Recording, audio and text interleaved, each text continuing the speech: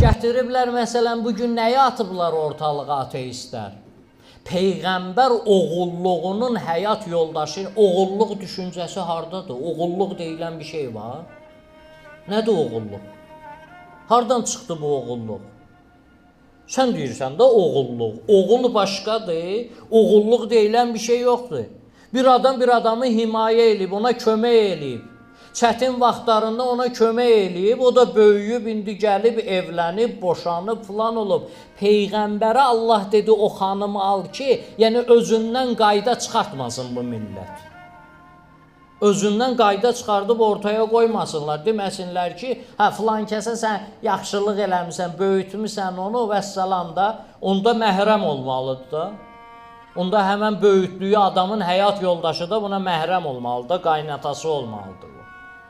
Bu düşüncələri cəmiyyətin içində neynədilər? Formalaşdırdılar. Biz unutmuşuq, biz diqqət eləmirik, biz hələ onun həqiqətinə varmırıq ki, bu düşüncələr bu cəmiyyətlərdə hansı fəsadlara yol açır. Sui-istifadələri başa düşdüm.